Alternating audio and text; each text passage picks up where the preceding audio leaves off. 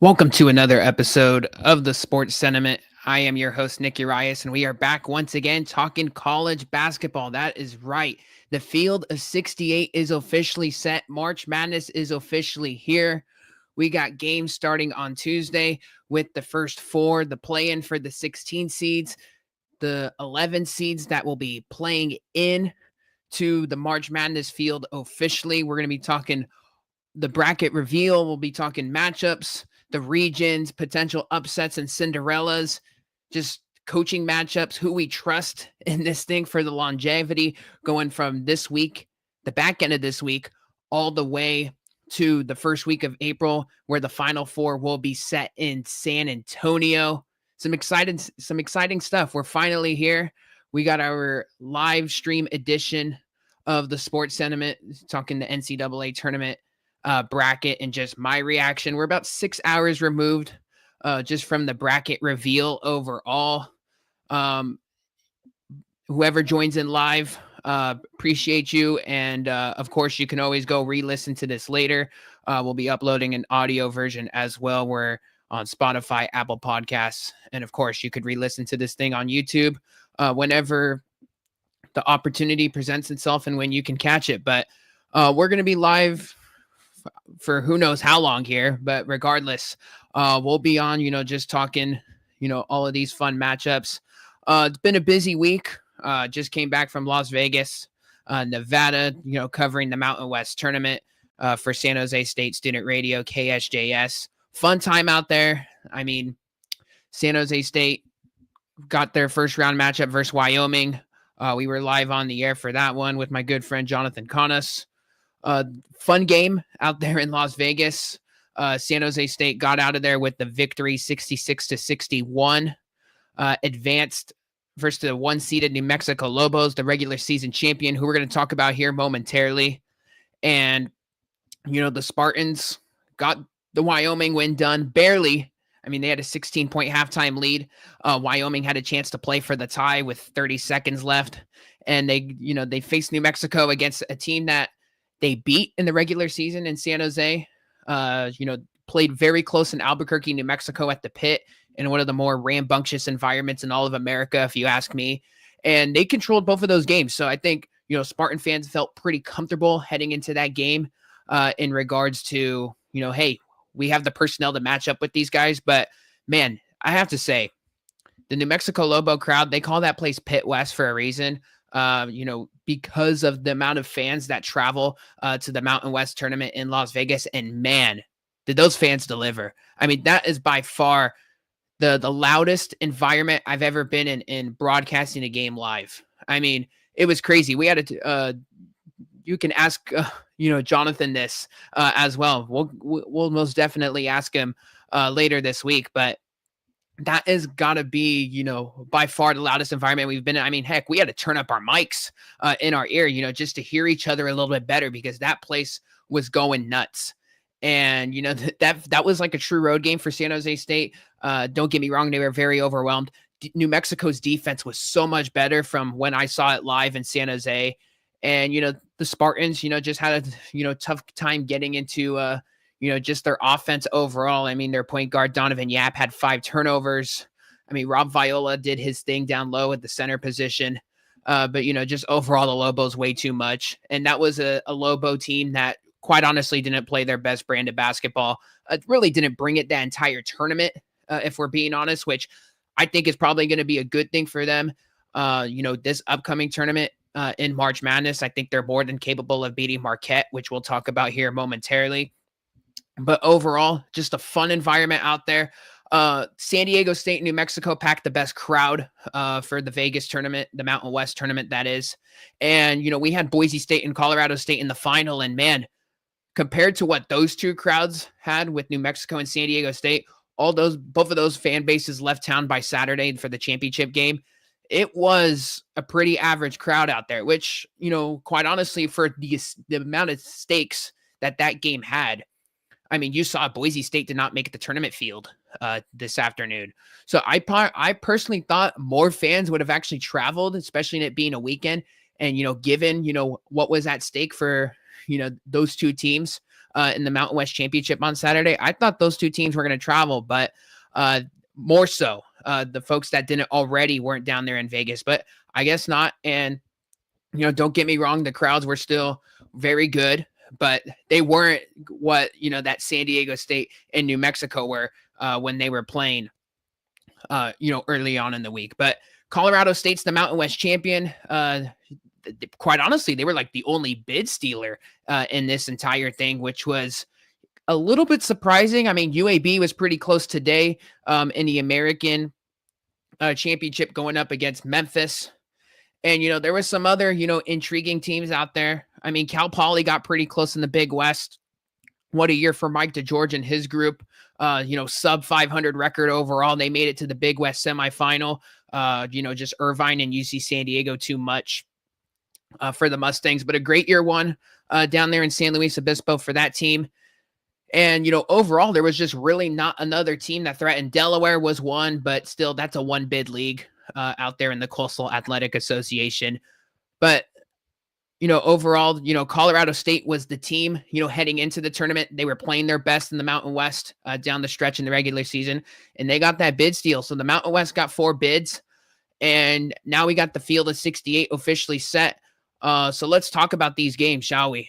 We'll start out with the South region.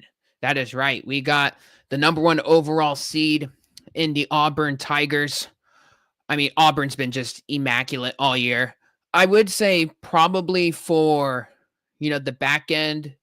Let's see, we're in the first, second week of March here. They've been a little bit vulnerable, I would say, not playing their best ball. I mean, they've been lights out all year, but, they have been, a little bit on the struggle bus. The SEC championship, or the SEC semifinal, they lose to Tennessee yesterday. And, just Auburn's been the best team in America, I would probably say, all year, despite, their recent struggles. And, for the way they looked in Maui, in that terrific field, and just the way that they dominated the SEC, which, by the way, the SEC, you see on our ticker below here for those checking us up on live on the Sports Sentiment on YouTube. 13 teams from the SEC in the field. That is a March Madness record. So, I mean, what can we say about the league? I mean, it's been great all year long. And, quite honestly, Greg Sankey is most certainly happy about there being 68 teams. Heck, that guy of all people is probably complaining that, the other teams didn't make it, like the LSUs and the South Carolinas, but those teams didn't deserve to make it. We're not going to sugarcoat it here. I mean, come on, what are we doing? But 13 teams in the SEC. Usually I'm one of those guys that preach for mid-majors and, more mid-majors because they can beat some of these teams on a neutral site. But the SEC, I quite honestly was just that good this year. I mean, they were must-see TV every single week. So, I don't have a problem with 13 teams getting in. I mean, you can make a case for a team like Oklahoma or Texas, but quite honestly, those two teams actually did pretty good in the SEC tournament. So I personally don't have a problem with it. I mean, the Big 12 got 7 teams in. The Big 10 got 8 teams. The Big East with 4. The ACC and the Mountain West each with 4 as well. And then the WCC got 2 teams in with Gonzaga and St. Mary's. So Auburn's the number 1 overall seed in this thing. I mean, they had 14, 15 quad 1 wins, something ridiculous like that.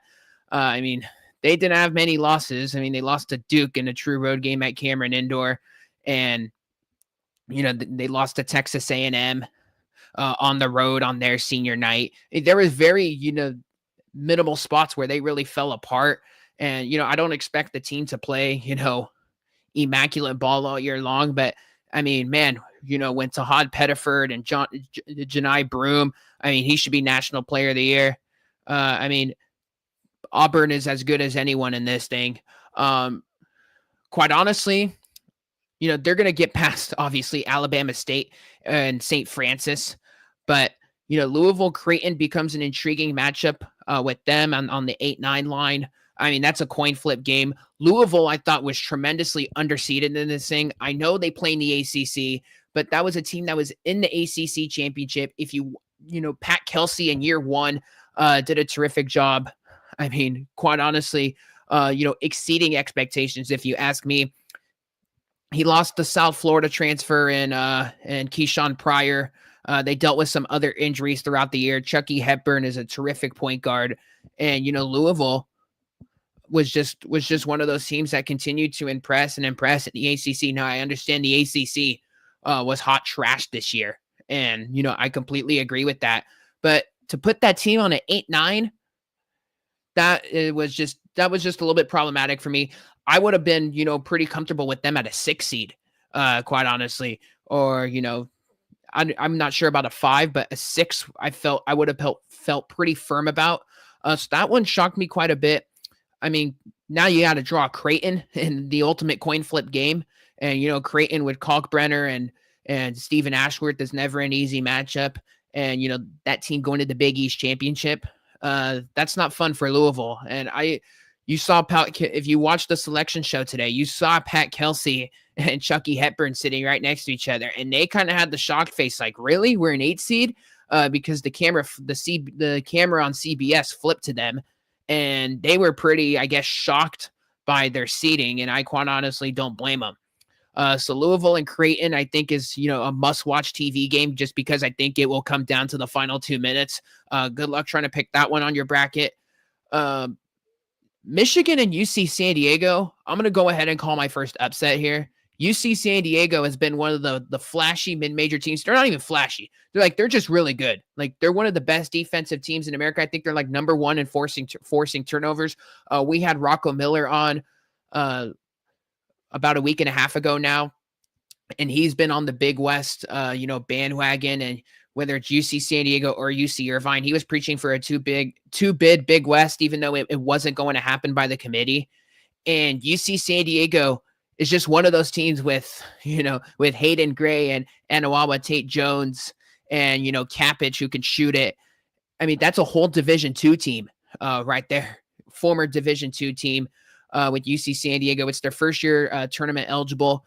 And, they get the 12 seed, which I quite honestly thought was perfect for them to get a 12 seed. Just the way things go. They got the longest active win streak in Division I right now. I think they finished the season like 30-4, after their conference tournaments, after winning the Big West last night. And, for Michigan, for them to get the 5 seed and win the Big Ten, I know they've been kind of all over the place this year, but that's a team that's won a jillion close games. I would say more so than many teams out there in the field. And, you win the Big Ten today and you're like, oh, great, we got to go face UC San Diego, a team that forces a jillion turnovers on us. And by the way, Michigan, offensively, they're a turnover machine. So that's why I have UC San Diego, as my upset there. And, playing in the Big Ten tournament, I mean, like, this is a very short turnaround here for Michigan. Like, now you're going to have to play, in the back end of the week. You had to go through Wisconsin and Maryland and, several other teams. Like, it's a long season. And Michigan, I mean, I know they got Danny Wolf. They got a terrific coach in Dusty May, who's done an awesome job. No stranger to this tournament now, going on the Florida Atlantic run. And now you got, Michigan here. Like, this is a well-seasoned veteran group, but like, quite honestly, I would be pissed off if they got this draw with UC San Diego. So I got a UC San Diego upset there. I think it's just going to be a bad matchup for Michigan, and the Tritons going to be able to bomb a bunch of threes on them. Texas A&M and Yale is a little bit, I would say, Yale could be a potential upset here. I would probably say Buzz Williams gets it done. Yale, as impressive as they've been in the Ivy this year, A&M, I think they'll have the people to get it done here. They got the personnel. Buzz Williams, I could trust them this first game. Yale doesn't have, Danny Wolf this year, but overall they bring the same people back. Very veteran, type experienced team with the Bulldogs there. And, I think Yale has a chance to, flirt with an upset. They beat Auburn last year. And, Chad Baker-Mazara for Auburn, who's the ultimate wild card. He's in a street fight every single, it seems like, game. That was a guy that was pretty much all over the place. Do you really trust him in Auburn in a sense, to, keep his hands tied and behind his back, if he gets into a little tantrum, with Auburn? I don't know, because we've seen him get ejected plenty times this year and last year versus Yale. But Yale's is an intriguing team to me. I personally would say A&M gets it done. And, I like them there. Iowa State is a team, moving on to the next one. Iowa State at the three seed. I mean, that is a team with Lipscomb. I think Iowa State will get things done there versus Lipscomb. I think Lipscomb is one of those teams, the Bison from the Atlantic Sun. Great story for them this year, getting themselves a 14 seed. I just personally think it's a bad matchup for them. Lipscomb they take gajillion threes and they make them, but if they're not making them, it could be very worrisome for that team. And quite honestly, you get this Iowa State feisty defense. I just personally don't like it for them. Keyshawn Gilbert, according to TJ Otzelberger, Cyclones head coach today, he says Keyshawn Gilbert's probably not going to be available for the tournament, which, I would significantly downgrade him for a potential Final Four round if so. So I don't like that, for the Cyclones. But, if Lipsy's back, Curtis Jones is in there, Momcilovic, is playing well and making shots. You got Joshua Jefferson as well for Iowa State. Iowa State, typically under Otzelberger never, messes around these first round games. Granted, they're high seeded. Last year they played South Dakota State. I just don't see it with Lipscomb here. I think Iowa State could win this game just purely based on their defense. And I think Lipscomb will be overwhelmed in that spot. And yeah, that's the way I see it with that one. Ole Miss. They're going to be playing the winner of San Diego State and North Carolina. Now, let's stop right there. Let's talk about North Carolina. And this was the team that everyone was talking about on Twitter today. Me as well. I mean, quite honestly, I couldn't tell you how in the hell this team got in. I mean, North Carolina, 1-12 in quad one against a terrible ACC. I don't care that you made it to the ACC championship. Like, congrats. Like, you beat Notre Dame and Wake Forest. This team didn't pass the eye test all year. And the fact that you leave out a West Virginia team that was out their best player since December, all their Big 12 wins this year were without Tucker DeVries. And I thought West Virginia was firmly in the field. They were really never in bubble conversations, it seemed like, for the past couple weeks. And, I'm sorry, when a West Virginia team without their best player wins at the Fog, the Battle for Atlantis tournament, back in November, they beat Arizona, they beat Gonzaga, two tournament teams. I mean, the strength of schedule is there, with the amount of teams that they play in the Big 12. And I understand that they lost to Colorado early in the Big 12 tournament, but that's been a team that's been banged up all year. And, the fact that the banged up team got all the quality wins pretty much, in the Big 12 and even for, in the Atlantis tournament, like Tucker DeVries went out pretty early. He was available for the Gonzaga game, but still, like, they were getting wins without him. I mean, Javon Small was playing like an All-American at that time. And, he was during the Big 12 portion of the season as well. But I think it's absolutely criminal that, West Virginia was left out there. When we're talking from a resume perspective, like North Carolina, like 1-12 in quad one, like you beat nobody in the ACC, like you beat who you were supposed to, but like, come on, you went 0-3 versus Duke. I mean, congrats. You had the nice comeback versus Duke, but you didn't win the game. Like everyone was under, was pretty much saying Carolina has to beat Duke. And if Carolina beats Duke, okay, maybe we'll consider you. And, the committee was probably going to put him in anyway.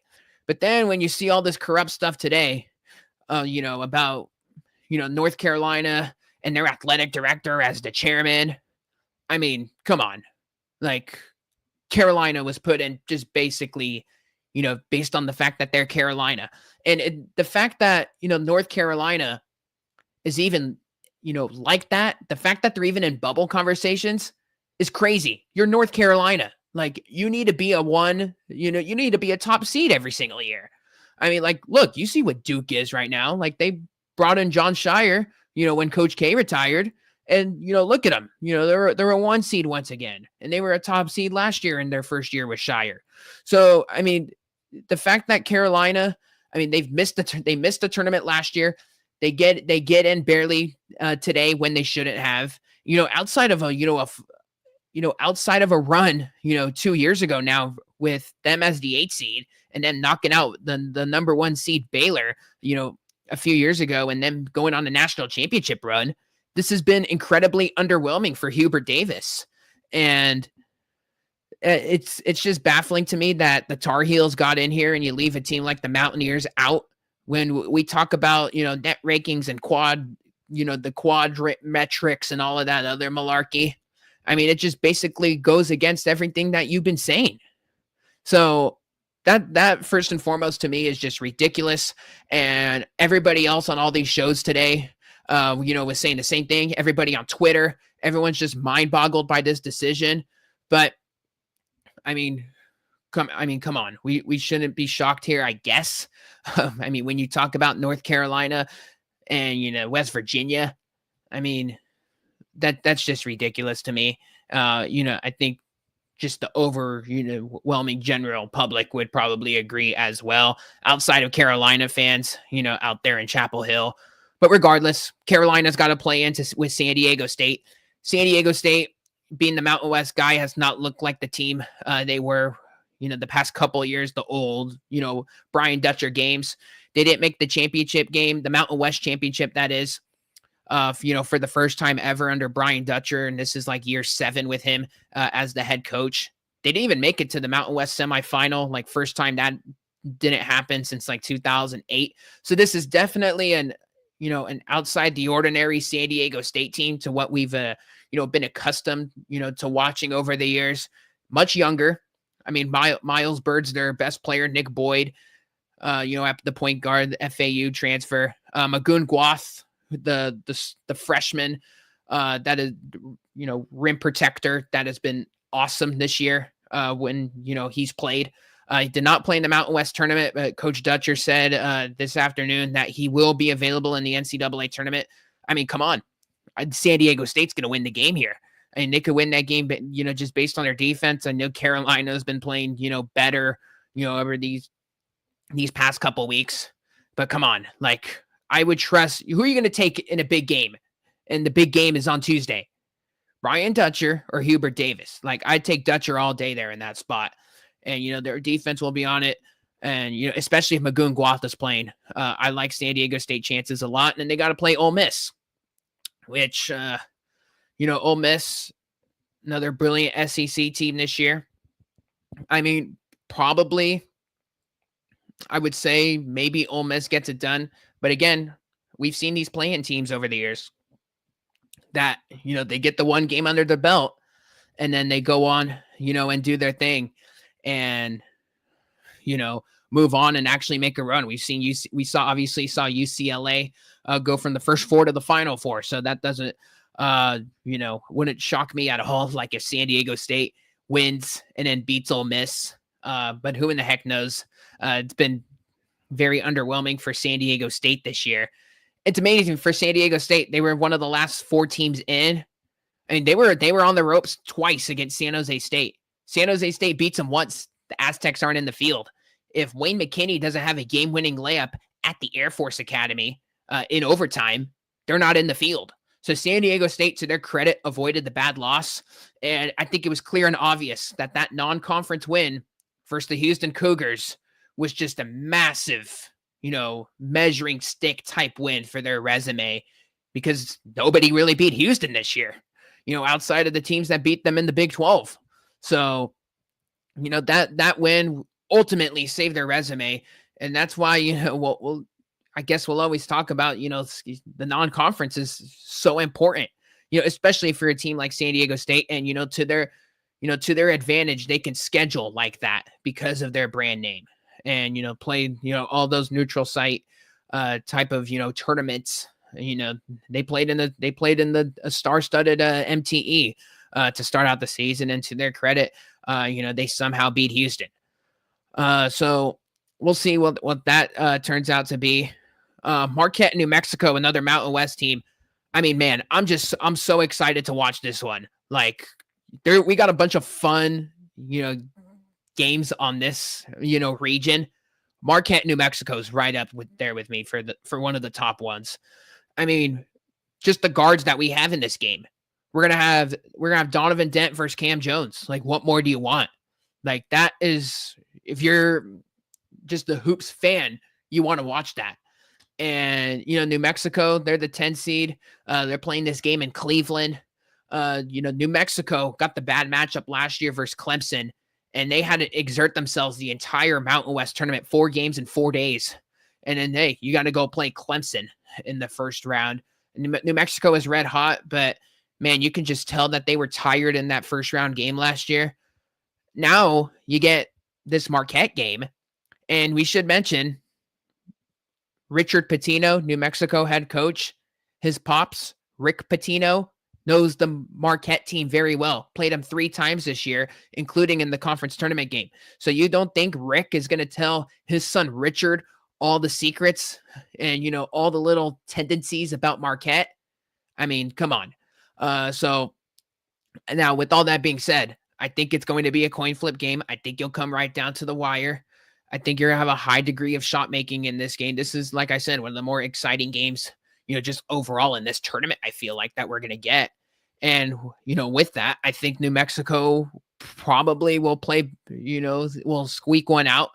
But, I'm as a Mountain West guy and someone that's watched these teams all year, I'm rooting for the Lobos there. We've seen Shaka Smart over the years, just in this tournament. Just really, just crash and burn. And usually he gets out of the first round game. I mean, last year versus Western Kentucky in the 2-15 matchup was not easy for him. They had to have a second half comeback, and then they lost in the second round. So that at all, just based on the Shaka Smart, not so great history in this tournament, I like New Mexico in that game. And, just seeing their defense last week, man, that defense is really good. And I don't think they really got enough credit for their defense because they talk about all the flashy players on offense. But man, they just got the guys like the Philip Borovicinins and the True Washingtons. Everyone talks about Donovan Dent and Nelly Jr. Joseph, but those complementary and filler piece guys within their starting lineup just make such a difference. And that's a team that was not really physical last year. They were more of a just a finesse, I guess, up and down, we'll beat you with our speed with all the guards last year with Mashburn, House, and Dent. Now they're much more physical. Their defense is much better. So Marquette's defense is really good as well. And they got the playmakers, but I just like the Lobos there barely to, squeak one out. And I think the early tournament exit in the Mountain West, I think will help them this year, as well, prep a little bit better, get the bodies right. And then, the 2-15 game, Michigan State and Bryant. I don't think there's much need to be said there. Izzo always wins the first round games. Bryant with Phil Martelli Jr., a good story, but come on. We don't need to overthink that one.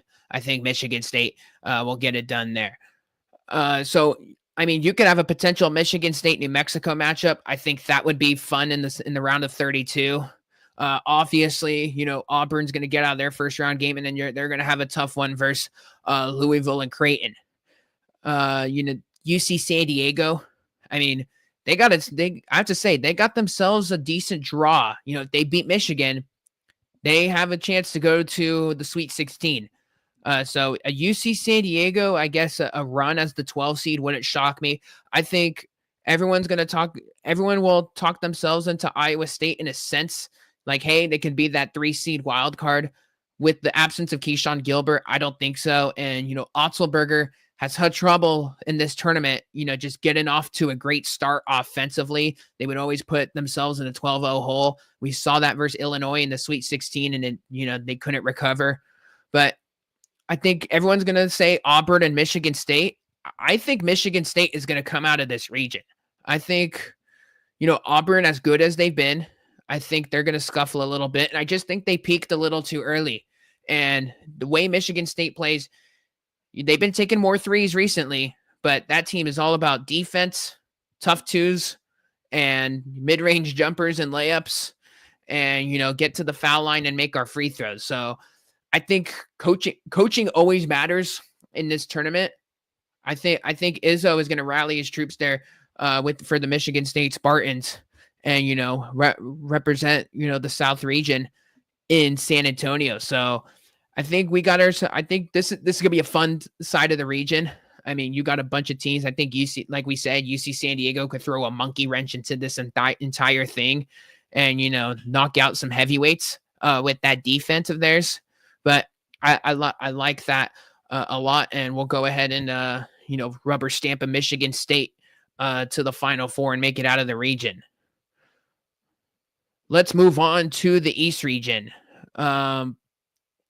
Duke as the 1 seed with Cooper Flag. I have to say Duke, I was always comparing throughout the year. I was comparing Duke to the old Gonzaga teams in the WCC just because they weren't battle tested. And Duke, I have to say, to their credit, in the ACC tournament without Cooper Flag and Malik Brown, really impressed me. Flag is obviously a one and done guy to be number 1 pick in the NBA draft, but the fact that the other guys were able to step up in Flag's absence and, still hold on versus Carolina. I mean, beat Louisville the way they did last night. I like Duke. I'm buying into Duke. And, the 8-9 matchup for them doesn't really, I think they're good. They're going to roll a team like Mississippi State and Baylor. Baylor's not themselves this year with Scott Drew. I mean, they're missing the big guy down low next to Norchad Omier, and that's been problematic all year for them. In the back end of Big 12 play.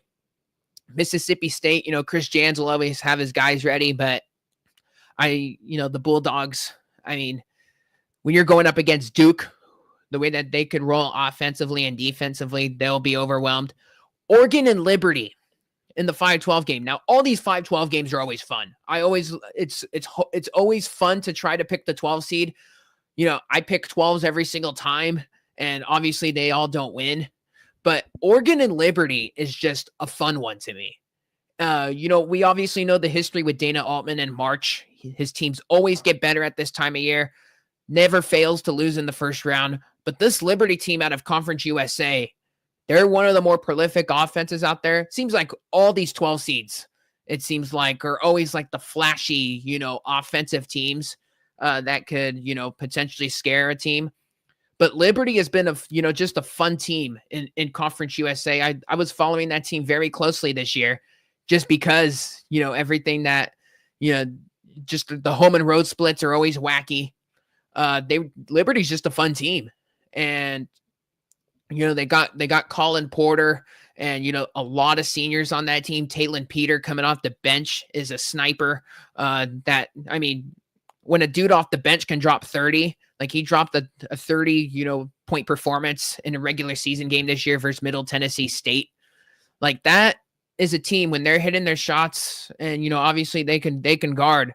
I like that team, but man, that Oregon draw is just a little bit rough for me, but I will go ahead and lean with Oregon in that matchup just because of, the way Dana Altman gets his guys ready. Like, quite honestly, I wouldn't be shocked if Oregon is all of a sudden in the Sweet 16 and they're eking out all these games just because of the way they run things over there. But that's just a fun game to watch. I mean, unfortunately for Liberty, it might just be one of those games if, everyone will have, Liberty checked off on the bracket and it'll just be the one night they don't make shots.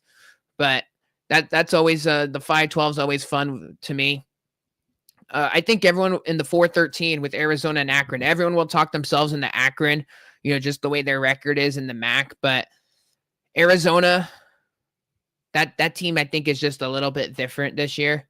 Not that I'm saying that they're going to make a run, but they'll at least get themselves out of, the first round game. I mean, we saw Arizona under Tommy Lloyd. They played the game in Sacramento versus Princeton 2 years ago, and they crashed and burned in that game in the first round. So I think Arizona is tough enough on both sides of the ball to get through Akron. Now, Akron, still a really good team out of the MAC. And that MAC conference always produces upsets. But I think with the emergence of Vazar coming off the bench, their big guy, after Kirk Krivas went down, and, as big of a wild card as Caleb Love is, they still got some dudes, like with KJ Lewis, and, I like Del Orso, the Campbell transfer as well. Like, they're much more well put together. I can see why, people would fade them in this first round matchup, but I think they will get past Akron here, but I don't know if it's going to be, too much further there. I could very well see them losing to Oregon, following up there. So Arizona will get past there. BYU and VCU. Now this is the ultimate.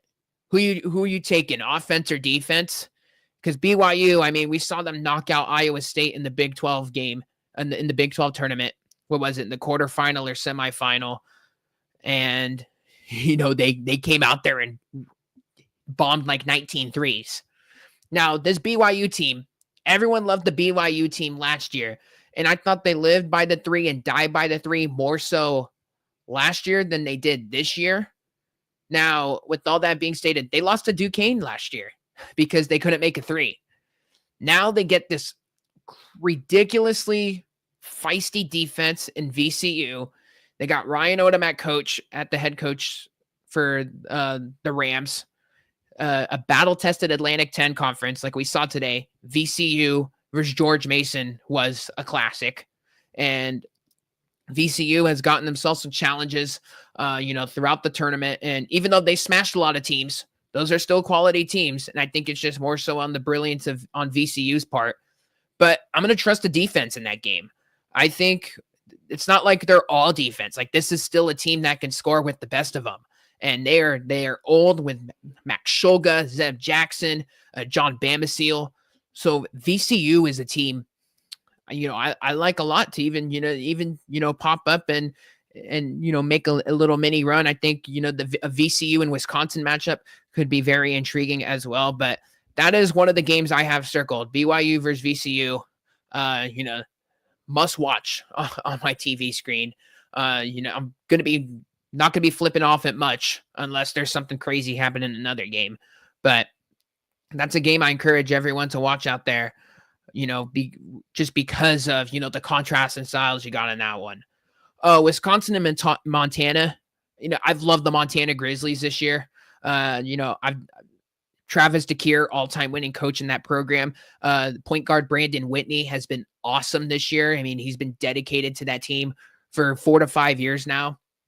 And he's the all-time assist leader. He got that mark in the regular season finale versus Eastern Washington this year on senior night. I like the Montana team, with Money Williams and John Pridgeon. Malik Moore is very talented. Like, DeCuire's done an awesome job with Montana coming out of the Big Sky. But, man, that Wisconsin team is a little bit different this year. This is not the same old Wisconsin teams that we've seen in the past. Like, no joke, this is as good as Wisconsin's been, in quite some time. I've heard that from a lot of Badger fans, and, just people out of the Big Ten have said that. I mean, John Tonji, to see this kid's growth. I mean, this was a guy that started at Colorado State, and, he had to develop. He just simply had to develop. And I did not think that we were going to get this out of him. 30 points, and he was shattering Big Ten records. He had 30 points in one of the Big Ten games. I mean, he was just, putting the team on his back. And, now Wisconsin still has plenty of other players, right? They virtually just replaced Tonje with AJ Storr, and we see how that went. Now, Storr was still very good for the Badgers last year, but Tonje has just gave them that extra gear. So I like Wisconsin, versus Montana. I think, Wisconsin will just be able to, just outscore Montana in that game. I always feel bad for these Big Sky teams because I always love watching them every single year. Whether it's been Montana State over the past couple years, whether it's with Ben Sprinkle or Matt Logie, who's there now, in Bozeman. I've always tried to talk myself into the Big Sky teams, as to be the upset team that no one's talking about. And then they just always get the crappy matchup. And I think this is just one of those spots there, unfortunately, for Montana. I'm glad Montana finally got into the tournament. I know they're only like 4 or 5 years removed from it. I think the last time they were in the tourney was 2019.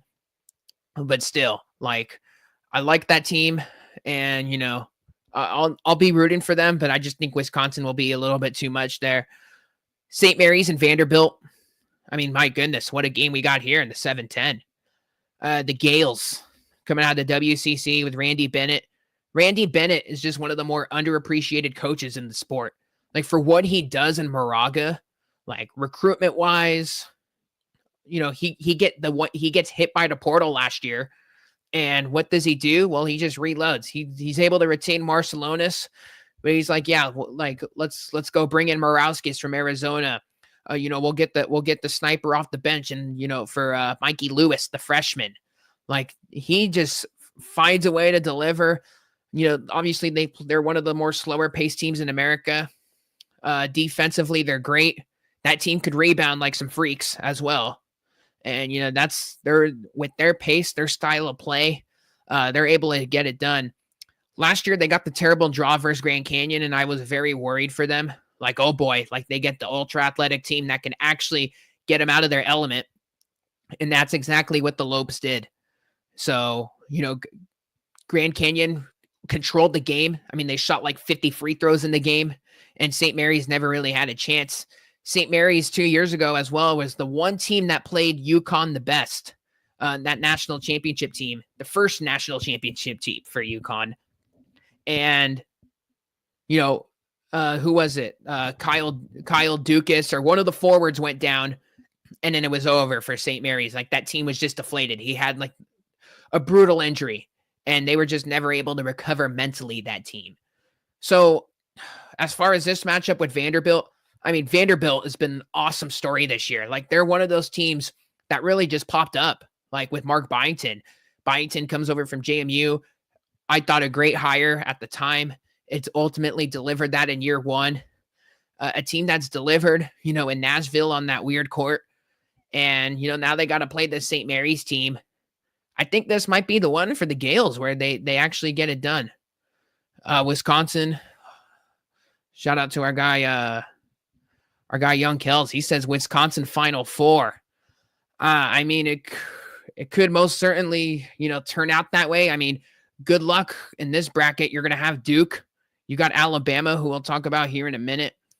In fact, we'll get to him right now. Alabama versus Robert Morris. Robert Morris has been a great story this year out of the Horizon League. One of the more, just surprising teams overall. Usually it's always, Oakland or Oakland's Greg Canby, or, Cleveland State, rises to the top. I mean, Robert Morris was one of the teams picked on the bottom. Great. They're very good offensively, but here's the problem. Alabama's better offensively, and the pace of play is going to overwhelm Robert Morris a lot here. So I think you're going to have an Alabama St. Mary's, second round matchup, which will be very fun. So, I like that, from a, just from a viewing standpoint.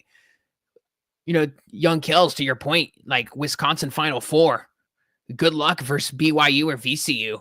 Like, especially if you draw BYU, that's a team that could go, chest to chest, pound to pound with you, in that type of matchup. So quite honestly, I mean, Wisconsin got themselves like a, just this, not the greatest, bracket. I mean, every team's talented in this, tournament, but man, like that's tough for them. So with Wisconsin, they've popped up against a lot of these teams this year, and they've just been awesome. But I don't know. We'll see how it plays out there. I wanted to say like Duke is just going to come out of this thing. Like, that's probably the easy pick. Alabama. Well, we'll see what Grant Nelson's health is like. You can escape with him, without Robert Morris. Like they'll have the shooters to get it done. But I just don't know. Uh, you know, with Alabama. Shout out to our boy the Bohemian. He says Duke goes to the Final Four. I mean, yeah, I think everybody else has that as well. We'll see what happens there. But Alabama, I want that team at full strength, and they made that run to the Final Four last year, and it was just one of those. It was just one of those years for them. Like it seemed like every game they were just hitting timely shots. Mark Sears is incredible. Like, but he's had himself. I would say like it's been an up and down year for him. Nate Oates has benched him, and in some spots in big games, and he hasn't really. I think he's understood the benching, but it just doesn't seem right with Alabama this year. And this is a team that basketball program. They're getting recognized for what they're doing. Obviously, their NIL is just flying out the window with money, so they can get all these dudes. And they recruit all these shooters, and their toughness is definitely there. But I don't know, like that St. Mary's, like you're gonna have to play just the bottom portion, the bottom half of this East region is tough. Like Alabama, you're gonna have to go through St. Mary's, and then you're gonna have to play, potentially Wisconsin or the winner of BYU, VCU. I mean, like even for Duke, like I don't think it's going to be easy. Like Duke won't have a challenge till the Sweet 16. Don't get me wrong, but that this is a tough bracket, and there's a lot of teams out there.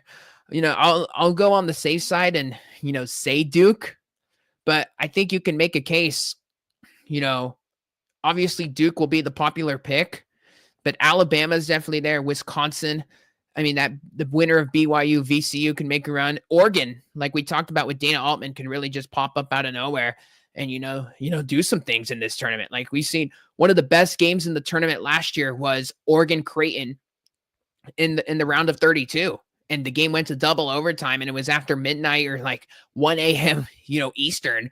And, the game was, just bonkers. Like it was nuts. So this is definitely a tough bracket, but I'll go on the safe side and say Duke, but it wouldn't shock me if Duke gets knocked out here.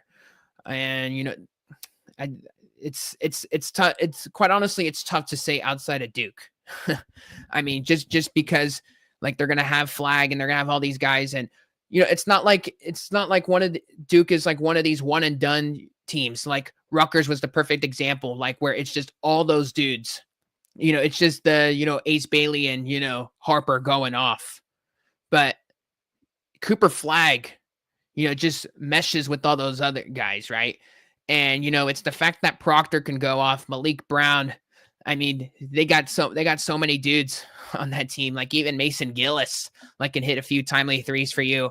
The former Purdue Boilermaker, who's obviously got March experience. So, I mean, we'll go ahead and roll with Duke there, but it's tough to say. Young Kell says, is Auburn really good? Yeah. I mean, they're the number one overall seed for a reason. When they have 14 to 16 quad one wins. I actually don't have Auburn coming out of the Final Four. I think Michigan State will come out on that side of the bracket, man. But just because Auburn hasn't been playing on that same level the past couple weeks, and I'll always trust Izzo at this time of year. That's for sure. And I think they'll Auburn might, as good as they are, like we saw them in the SEC tournament, like versus Tennessee, like they're more than capable of getting beat. That's for sure. Let's move on to the West region. We got Florida as the 1 seed in this thing, led by Walter Clayton. They're going up against Norfolk State. We don't need to spend too much time on that. Florida's going to blast them by 30 to 40. Then we get to UConn and Oklahoma. Now, UConn has obviously been very down this year. They got smashed in Maui. They've gotten better, outside of St. John's, and the St. John's matchups just killed them this year. getting smashed in that game. This is not the same UConn team from the past 2 years. I think anyone that's watched, just UConn this year could definitely agree with that. But this team still got talent. I think they'll win the 8-9 matchup there versus Oklahoma, a team that barely got in. Now they played the Big 12, and they had some really tough games, and they peaked a little bit better towards the back end of February and March, picking up some quality wins. But I just think that that UConn team will just be a little bit too much for them. I think that could potentially be maybe not a lopsided matchup, but I think UConn's going to be able to control the game. And Dan Hurley versus Porter Moser. I will take UConn in that one. Memphis and Colorado State. I mean, Barhamian, you said who are your upsets?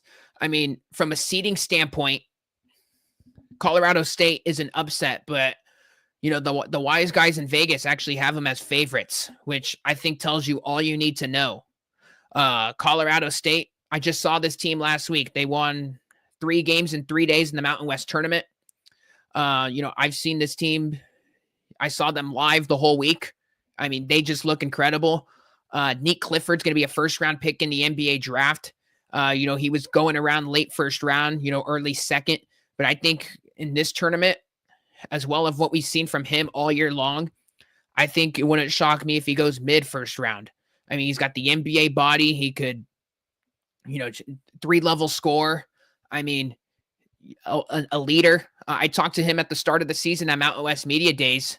I mean, shout out to him. This guy was flapping his gums for 5 hours on Mountain West Media Days, ate his lunch, and he made time for me to talk.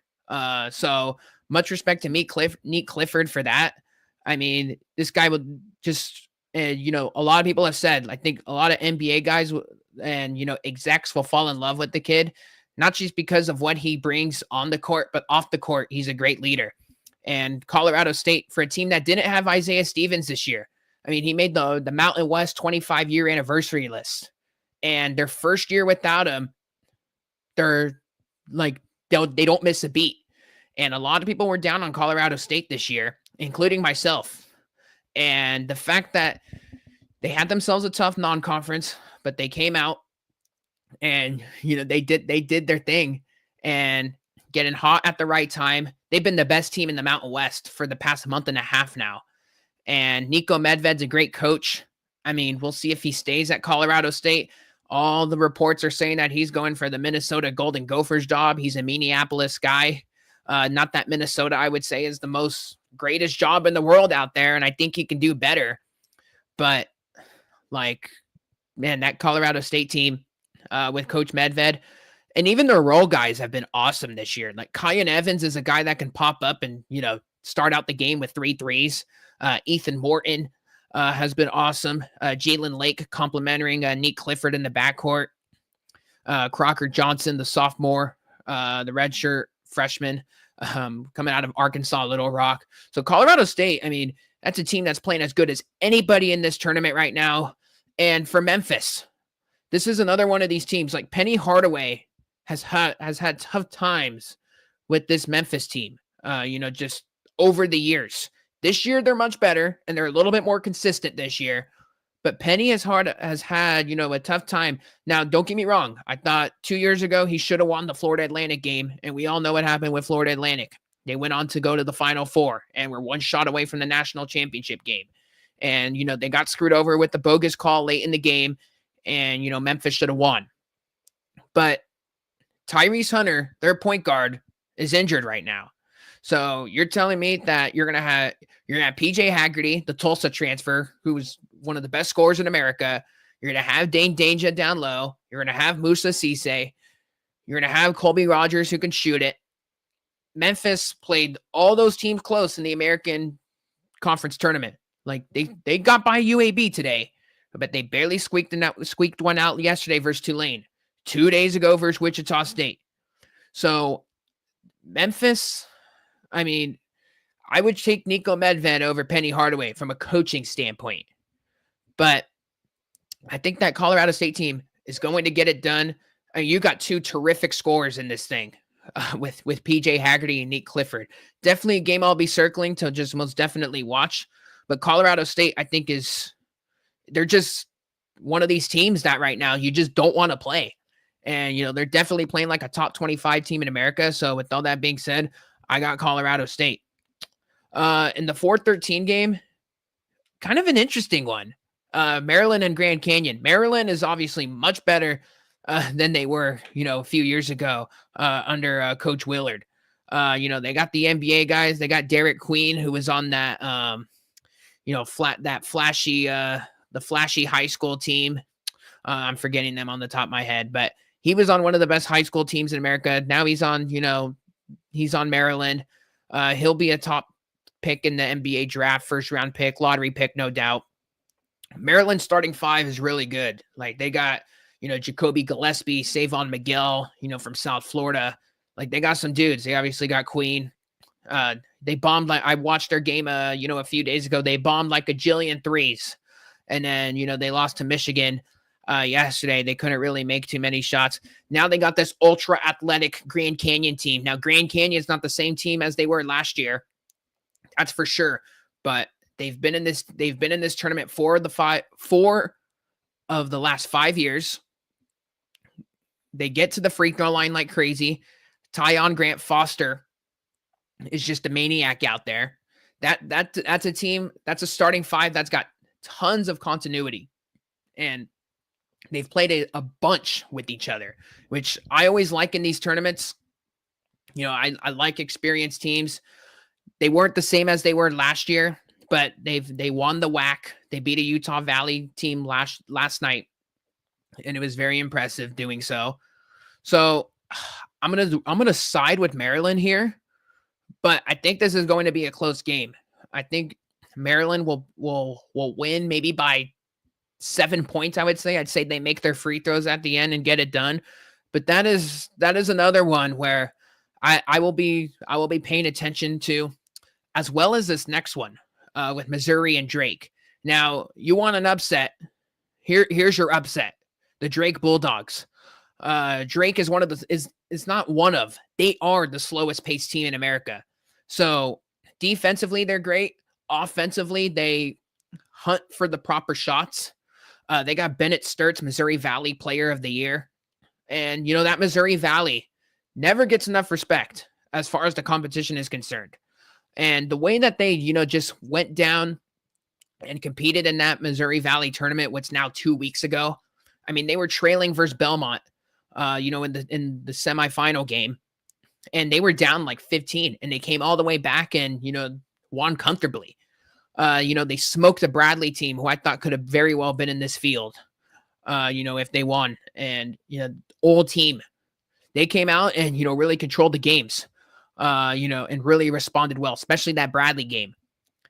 Drake, I mean, that's a tremendously coached team. And another one of these ones where we have contrast in styles. Drake's slow team, Missouri, wants to go up and down like some super freaks. So I always like taking the slower paced team in, these type of games. But Drake has just been awesome all year. I've kind of always said that, they got a chance to make the Sweet 16. I think this is a prime, upset special here with Drake. Bennett Sturts, Mitch Mascari can shoot the heck out of it. All those guys for Drake, if you're not familiar with the Drake Bulldogs, they all have played with each other, and they're all upperclassmen because not only their head coach, Ben McCollum, but their entire starting five pretty much played at Division II, Northwest Missouri State. And all those guys came from Northwest Missouri State. And, Ben McCollum took the Drake job and he said, who's coming with? And all the guys came. And we saw in the first year what they did with this team in the Missouri Valley, the D2, D1 transition, was pretty easy. And the way that they were able to dominate with their style, I thought was pretty impressive. For a Drake team that lost to everybody last year because Darian DeVries went to West Virginia. So I like Drake there quite a bit. Missouri has been one of these teams ever since Dennis Gates. Now, Dennis Gates got themselves a big win over Kansas. They've scored some big wins in the SEC. Everybody scored the big wins in the SEC this year. But ever since Dennis Gates said, don't storm the court when they beat Alabama, this team has gotten some bad mojo. So everyone knows I'm pro storming the court. When you have the opportunity to do so, you should. And I'll stand by that. So I will go ahead and say Drake has got this matchup. Missouri, I just don't really, I don't want to say I don't buy into them, but I just think if you were to have this team, if you would have gotten this version of Missouri in maybe January or even, I would say maybe a month ago, I would say it's different. I just think it's a bad draw, quite honestly. I would have liked Missouri against any other, potential 11 seed outside of Drake. So that is tough for them. The 3-14 game versus Texas Tech and UNC Wilmington. Texas Tech, tremendously well coached. Grant McCaslin, one of the more physical teams that we have in this tournament.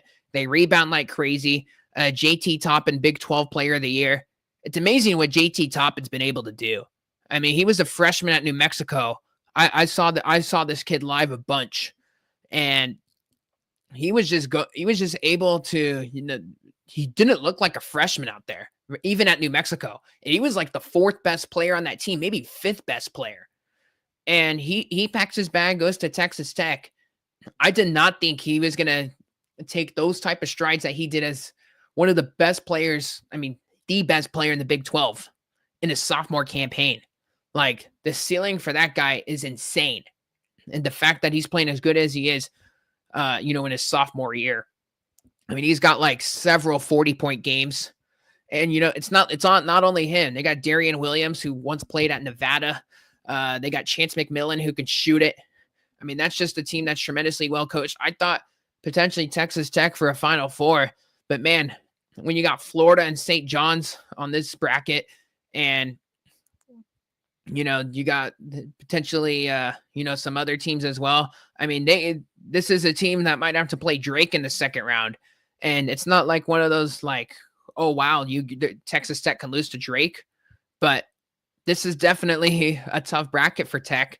They're going to have to win a lot of these close games.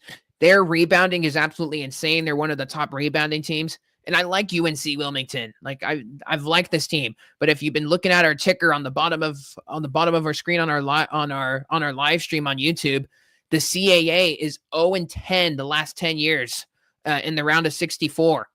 That is not a good trend. So I think Texas Tech will be able to get it done there. And I think Wilmington can score like crazy as well. Like, they got some very talented kids out there with Newbie, their point guard. But I think it's just gonna be a little too much here. When you're going up against the Texas Tech Red Raiders out there. Kansas and Arkansas. I mean, my goodness. I mean, the between Kansas and Arkansas, we're on an awesome collision course with the funniest, I guess, coaching matchups here, because we got some legends that can match up with each other.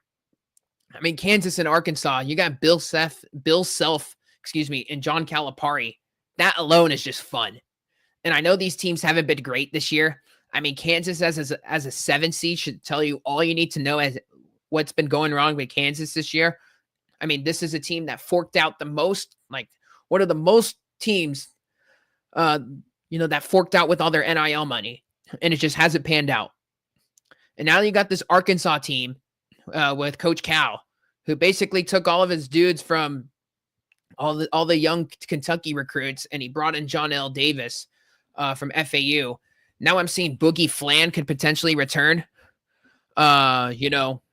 into Arkansas, into the starting lineup, who, star-studded freshman who will probably be in the NBA draft this spring. Now, Arkansas, I mean, they've been up and down this year. I mean, this is quite honestly a tough matchup, if you ask me. I would probably lean with Kansas here, but man, Coach Cal as an underdog this year has been pretty nuts, because a lot of people have counted him out. for the bad tournament history the past couple of years at Kentucky, right? Like he lost to St. Peter's, he lost to Oakland 2 of the last 3 years. And, Big Blue Nation wanted him out. That's a tough fan base to please. And, they were kind of just tired of him, of, Calipari, just losing, in the first round. Do I blame him? No, that fan base. So they kind of shoved him out the door. He goes to Arkansas with all, the Tyson chicken money. And, he brings in all the heavy hitters, right?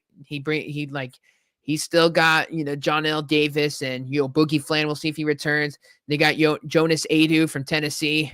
They got a Vicic, who is, I think, one of his Kentucky guys. They got some guys. But I think Kansas with Bill Self, I think they'll be able to squeak this one out.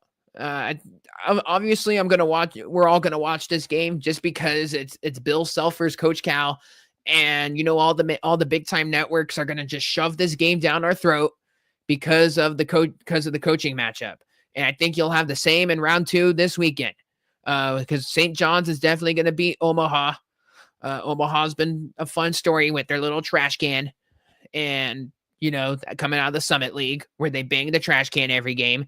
But come on, St. John's, this is a team that I think is going straight to the Elite Eight.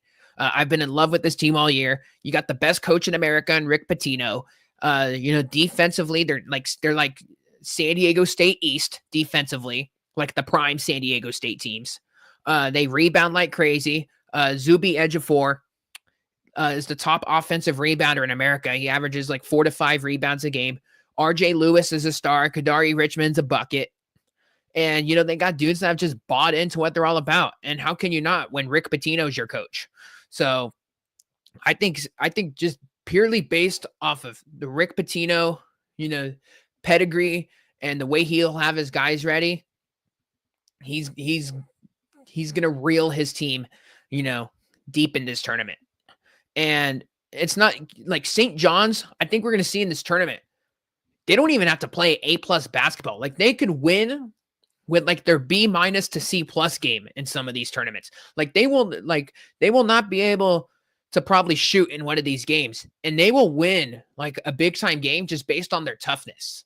And, we've seen that a bunch this year, where when they do hit their shots, they're unbeatable.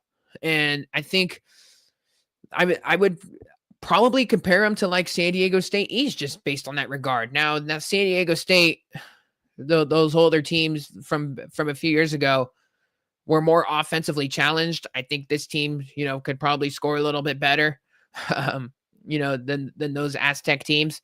But defensively, they're insane. And like I said, the Pitino element of this is a large reason why I buy in for St. John's to make a deep run.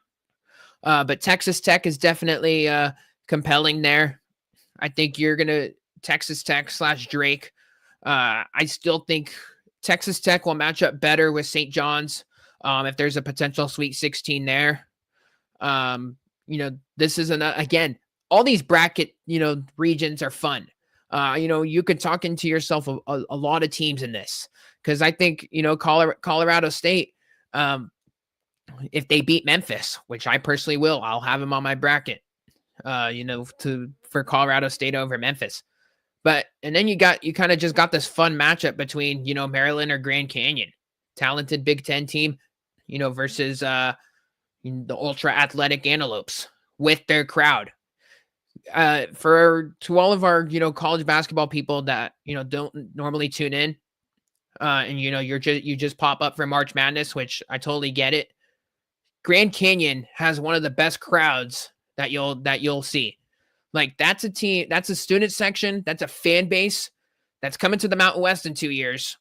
And they have one of the best mid-major home court environments, and their team will travel, like their crowd and their fan base will travel to these games.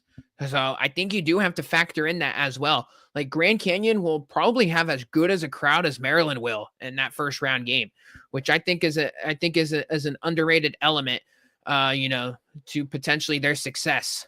But I'll go ahead, man. I'm gonna roll with St. John's, to go to the Final Four. Um, as awesome as Florida is, I mean Walter Clayton, uh, you know Elijah Martin. I think they're the Florida bigs haven't gotten enough credit this year. They got Chenyelu off the bench, who's defensively great. They got Aberdeen who can shoot it as well. Like this team is deep, and they got Todd Golden at head coach.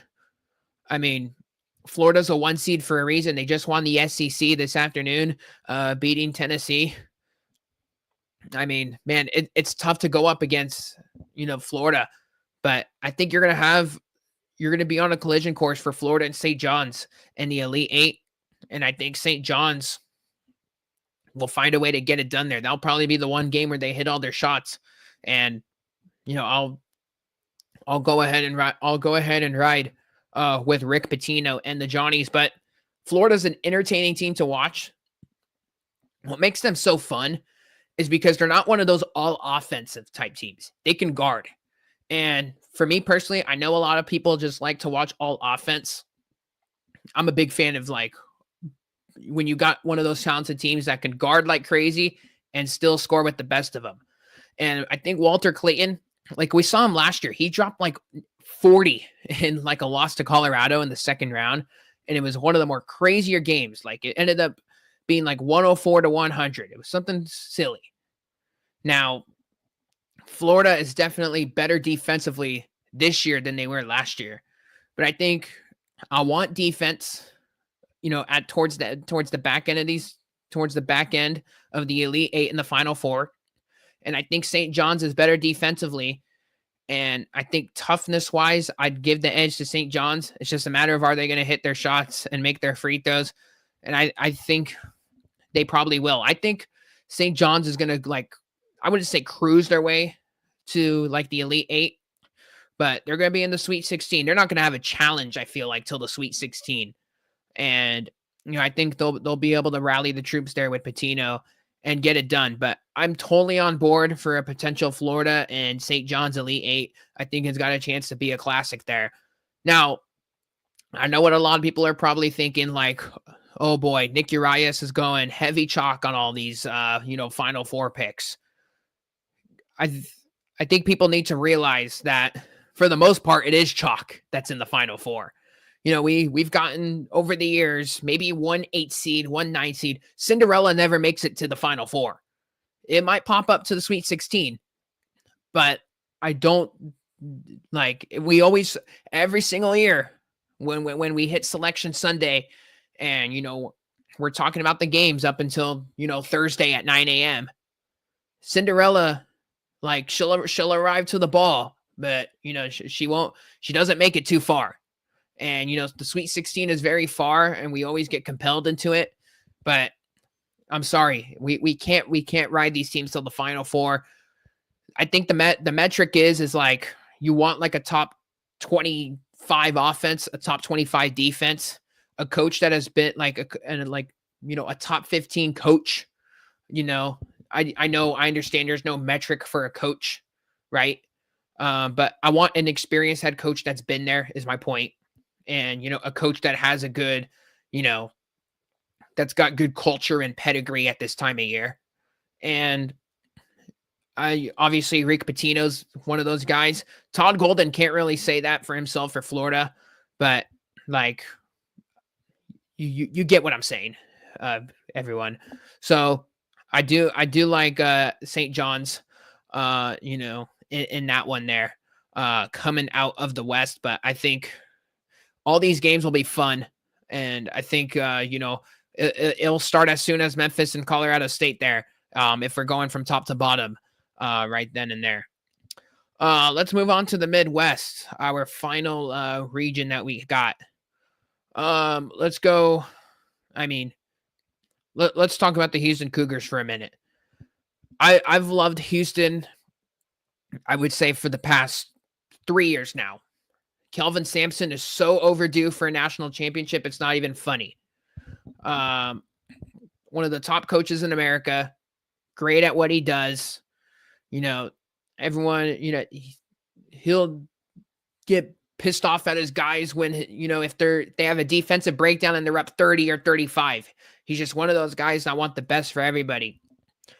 Houston has just been so impressive to me this year because I thought that this team, not that they were going to take a step back. I thought they were going to take a step back, like maybe their window was potentially over for a national championship with the absence of Jamal Shed. And it took them a little while, to finally replace Shed, to the point where Milos Uzan at the point guard position for Houston, it took him a little while to get fully accustomed, to running that offense. And boy, has he taken it and ran with it.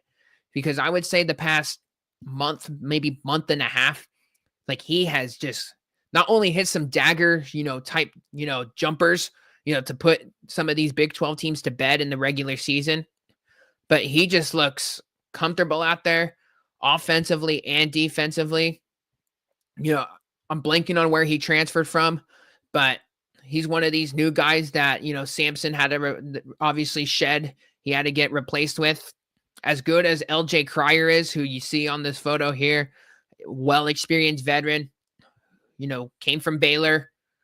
Now he's with Houston. This is his second year in Houston. As good as Cryer is, I just wasn't sold on, him necessarily running this offense, and, just really taking it with it, because you need like a vocal leader, and, I never just thought Cryer as one of those guys, because I think Cryer, as good as he is, he's an all-out scorer. But I just didn't really see him as like one of those guys like, hey, like follow my lead, like let's orchestrate the offense. I think Uzan can do it. And, I think anyone that's watched Houston the past month and a half, I guess I would say the downside with Houston is, over the past few years is that they don't really have that all-out score. Like as good as Shed was, Shed could, Shed, sure, he can drop, he's capable of dropping 30 on you. But like that, sometimes that's just not the way like Houston will like get it done. Like they're obviously defense first. We're going to rebound the basketball and, and then we'll navigate our offense from there. Like anyone that's watched Houston, they win games purely on their defense. And, they're another one of these teams. I don't see them getting challenged until the Sweet 16. And it's been like that, for the past couple of years now. So I like Houston a lot again, based on the Milos Uzan emergence. LJ Cryer to hit big shots at this time of year. Jawan Roberts, 6-year senior, is obviously a big-time playmaker, offensively and defensively. And, Tugler's been great. He's been there for quite some time now. Houston's just got all the goods of, finally going on a run. And I've picked Houston to the Final Four every single year. The problem is that they always get banged up, whether it's the first round game, the second round game. I mean, Houston, I thought was going to beat Duke last year. I think it was in the Elite Eight or the Sweet 16. I think it was the Sweet 16. And Jamal Shed, has an ankle injury, tried to give it a go, never came back. And, it was over for Houston, especially when you're playing Duke. And, Houston, I think this might be their year finally. Offensively, defensively, we talked about it. The coach is definitely there. They got the perfect, I would say formula, to get into the Final Four and potentially win it all. Now, and I think, like I've said, I think the draw is more than manageable for them, because I think Gonzaga is going to beat Georgia. Georgia, I think, Georgia's been a great story this year in the SEC, but Gonzaga is just, I think, quite honestly, underseeded. They're playing like one of the better teams, I would say, the past couple weeks. Now, with all that being said, I think, they're going to be in tough versus Houston. Just because, I just have Houston much better. I think defensively, Houston could give them some problems. But I think Gonzaga on this 8-9 line, I think Gonzaga, I'm not going to say they'll cruise, but they're going to win versus Georgia. Clemson McNeese is very fun. I think, you got McNeese State, who was in this spot last year, right? They faced Gonzaga in the first round, and they got ran out of the building. Now they got this physical Clemson team. I don't want to. It's hard. I would say maybe to call an upset here. I got an upset in the next round, so I will go ahead and say Clemson. But man, that's potentially a tough one there for McNeese. McNeese State, they come out of the Southland. They scheduled tough in the non-conference. They got themselves some challenges, in the Southland this year. It's one of the worst conferences in college basketball, but there's still some quality there. There's still Nicholls State. There's some other teams in there that were able to give them some challenges, but for the most part, a lot of their, tough gut check games, to prepare them for the NCAA tournament this time of year, come in their non-conference, and teams have no problem scheduling with them because they know that it's basically a tournament game for them. Led by Will Wade. I mean, they had Quadir Copeland from Syracuse transfer to McNeese. So McNeese is almost like, they can go toe to toe. Like they have the skill set and personnel like one of these Power 5 teams. So don't be fooled by the McNeese State just because of the name. Will Wade, he was a coach at LSU. He had all the, the off-season issues. He's already said, like, I'm already taking coaching interviews, which is it a distraction? I like the fact that he's open about it.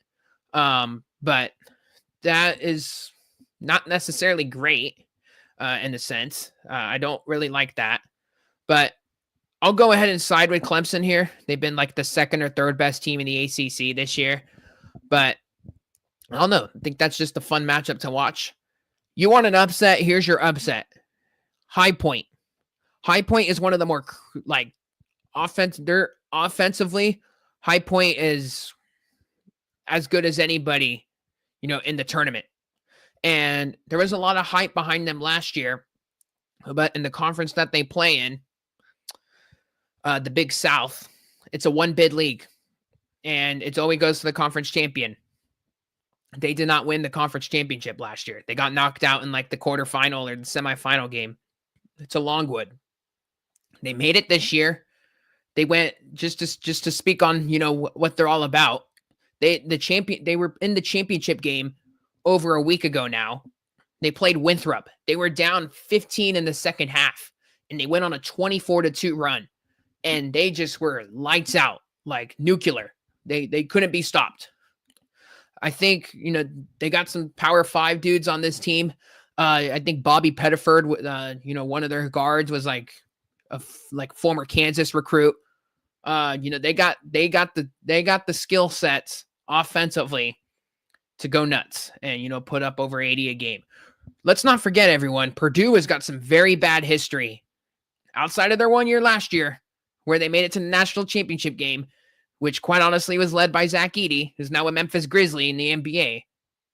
Outside of that, this is a Purdue team that's got some terrible history in this tournament. Whether you want to talk about Fairleigh Dickinson when they were the 1-16 matchup 2 years ago, and Tobin Anderson beat them. You could go back to North Texas 3 years ago, when actually Purdue was a 4 seed, I believe, and North Texas was a 13, and it was a very shocking upset. Purdue is kind of in that same, seed line situation this year. Don't get me wrong, Braden Smith's an awesome point guard. He's one of the best point guards in the nation. Fletcher Lawyer's great. Can guard, can shoot. Trey Kaufman-Wren's been good. But I think this is just one of those situations, just like that team when they played North Texas. Like, I'm not, did they have Jaden Ivey on that team a few years ago? I believe they did. But it was kind of like, this Purdue team is almost like the same, I guess, team from a few years ago where, they just lose. Or even when they lost to the Sweet 16 versus St. Peter's. Like, Purdue is just, man, they always find a way to just collapse against, these higher seeded teams. Now, that's why I'm going to go at High Point here. I will say, between Clemson and McNeese and Purdue and High Point, I think you will have one of those teams win. I'm not so sure about both. but I think you'll get one of them that will pull off an upset there. And I feel more comfortable with High Point pulling it off compared to McNeese, because I think Clemson defensively could overwhelm McNeese a little bit more than per se, I guess, Purdue with Purdue with High Point. I mean, Purdue lost. I understand it's a rivalry, but Purdue kind of has these weird stretches. Like they lost to Indiana. Obviously, it's a rivalry game, but they lost where, they just go on one of these funks offensively, and then they give up a 20-0 run to Indiana, who's not even in the field. So that I don't necessarily like. So I got High Point, and one of the bigger upsets I think we'll have in this thing. As far as down the line here, I mean, Texas and Xavier got to play in versus Illinois. Illinois is another one of these teams. They don't have the greatest history under Brad Underwood in March. They're always, as you see on our ticker below, there's always one of these first four teams that always find a way to get to the second round. I'm not sure if it comes here. I think Xavier's very phony. They're very hyped up in the preseason. I don't like them this year. Texas will always find a way to let you down in the biggest of moments. Here they are. And, they have to play in just to face Illinois. Don't like that at all. So I think Illinois will find a way to get it done, but I do think they'll collapse here in the next round. It's the Sweet 16. Kentucky and Troy I think Kentucky will not roll there, but they'll win comfortably by 15. Just a little bit of a different beast there now. With the Mark Pope, former BYU head coach, not Coach Callender anymore. And, Troy's in the Sun Belt. They're interesting, but just a tough matchup for them. UCLA and Utah State. This is another one of those fun ones with these Mountain West schools. Utah State has been, they're just one of these like factories every year now. Like it's been proven now. Like this is the fourth different coach where the fourth different head coach where they just pop in this program and they have success. It is Craig Smith, the first go around, Ryan Odom, who's now at VCU, and he's going to get a Power 5 gig here pretty quick, once when the VCU season's over. Danny Sprinkle last year, he's one and done at Utah State, did a lot of his dirty work at Montana State. Now he's at Washington. And now you got, Jared Calhoun, who came from Youngstown State, threatened in the Horizon League every year. And now he is, doing the most with the Utah State Aggies. Mason Falstaff and Ian Martinez are awesome. They didn't have themselves the greatest Mountain West tournament. Defensively, they've been a little bit sluggish over the past month. I mean, for a team that has been, known to steal a lot of road games in the Mountain West, didn't do that. They got blasted at Colorado State, which I would say is no shame in that anymore. They've gotten blasted by them twice now. I don't know. I just don't. Utah State plays that matchup zone, which is always interesting to game plan for. We've seen a lot of teams. It took a long while for teams to crack the code on it, but now we've seen more teams have success on it. And, that's normal with the Mountain West and, having more film on it. Now you got this UCLA team that hasn't seen it all year. I'll go ahead and side with Utah State here in a potential upset, if you want to call it that. But I don't, this is a tough one for me. Just because I've liked UCLA this year. They've definitely bounced back with Mick Cronin, compared to last year. They got Sebastian Mack. They can score, they can defend. They're battle tested in the Big Ten. I respect Cronin. I think this is just a fun matchup. Utah State won the coin flip game last year versus TCU in the 8-9 game, and they impressed me a bunch. We'll see what Utah State's about here because they're a prolific offense. We talk about their matchup zone hasn't been up to par, but that was against Mountain West teams, like we said, that have seen it a bunch. I just think this is going to be a coin flip game, and I would side with Utah State just because I know that they can, score a little bit. I'd say they could score better than UCLA here. And they got tons of depth. I've talked about it on, the pod, for a Mountain West guy, a bunch. Like there are they run through False Levin Martinez, but Dayton Albury and Dexter Acano could, pop up and have 20, 25. We saw Acano, the Oregon State transfer, have 30 in a big Mountain West game this year. Carson Templin, Isaac Johnson, they can spread it out. They're shooters at the 5 spot that could, go off and go crazy. And, I like that. I like just from a personnel standpoint, I guess the way that they can match up versus UCLA, they could hit you in multiple different ways. And, the depth on that team is very nice. And then Tennessee and Wofford. I mean, I'd never buy into Rick Barnes in March, but he never drops these first round games. He'll always crash and burn in the Sweet 16 matchup. So with that, I think, Wofford might be overwhelmed in that game. Everyone will talk. I forget on his name, but everyone's been talking about the Wofford free throw shooter who goes granny style. I think that'll be a fun talking point, for a game, but I don't think it'll last long. So, hey, I think you got a fun matchup potentially with Tennessee and Utah State round 2. Houston, I think will cruise to the Sweet 16, and depending on what it is for, underneath them with Clemson and, High Point, because I got a High Point on the upset there.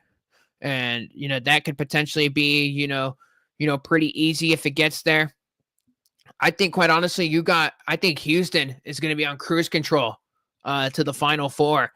So we got ourselves, some chalk there. We got Houston in the Final Four in the Midwest. We said St. John's in the West region, representing the 2 seed to come out of that region.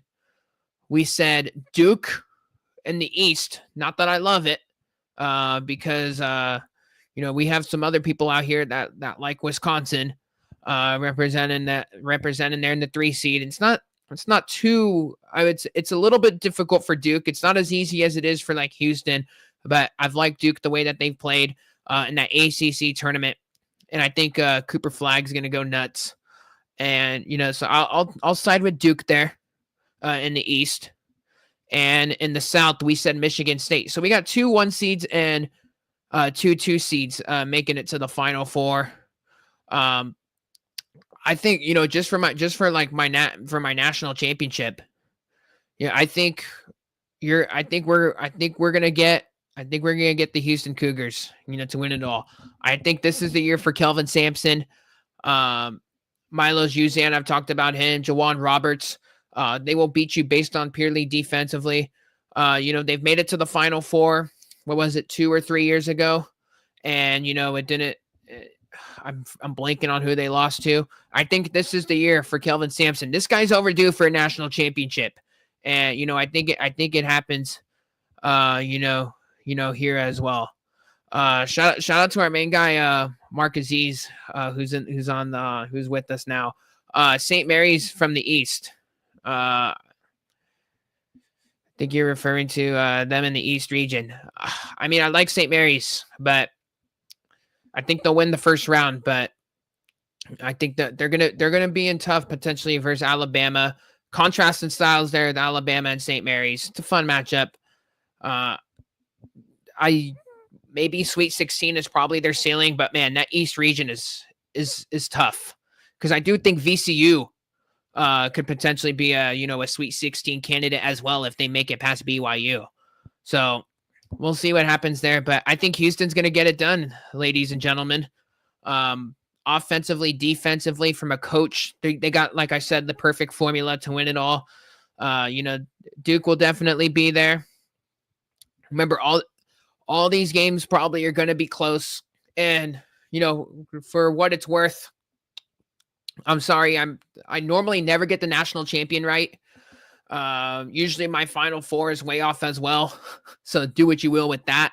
It's ironic because for someone that's watched the sport all year long, normally I would be pretty good, as far as like the Final Four and all of that. But sometimes we just get chaos, and sometimes somebody will just drop.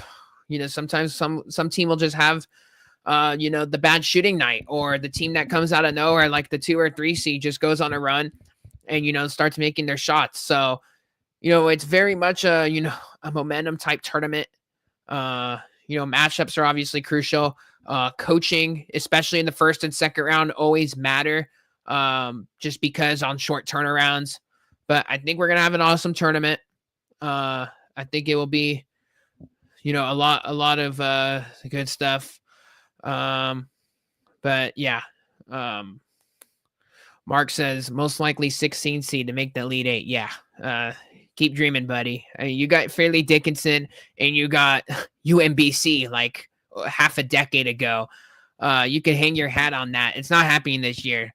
I don't need to spend any time on the 16 seeds because, as fun as they are, the like St. Francis is in this thing. They had a losing record this year. Like the 1 seeds are just too good.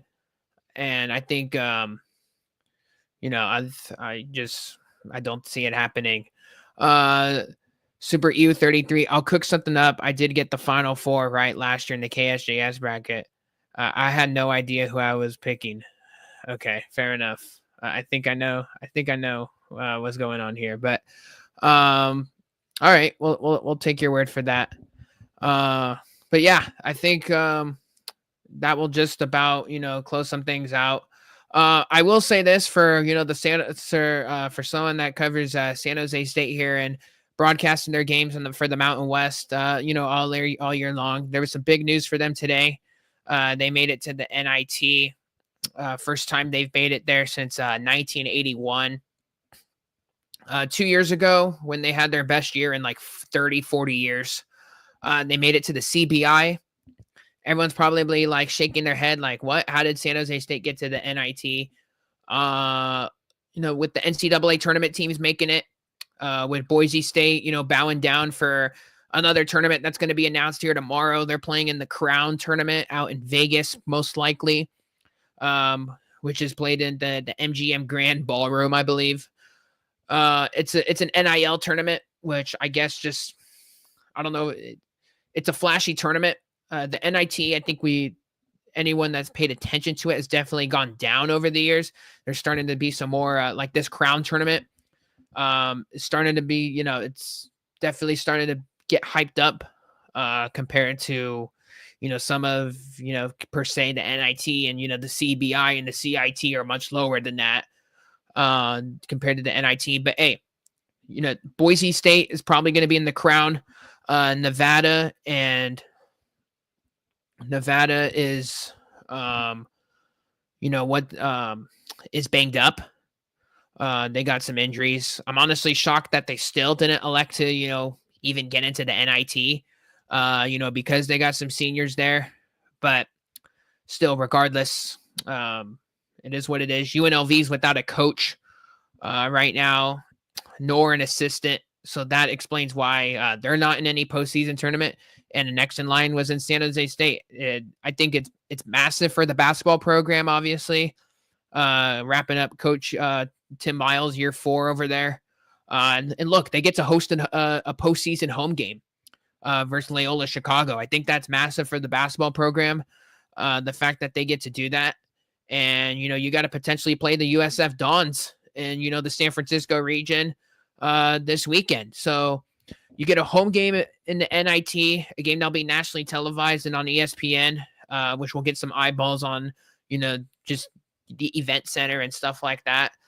And then you got a potential, Bay Area battle there with the Dons. It'll be a road game for SJSU there if they face the Dons and the Dons, assuming they come out of their first round matchup. But hey, I think, like I said, the NIT it isn't what it was.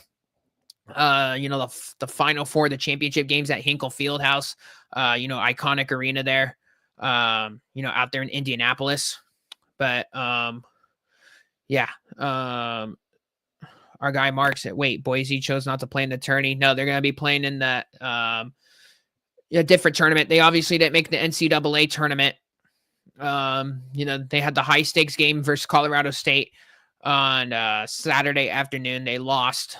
They got blasted, which didn't help their case at all either.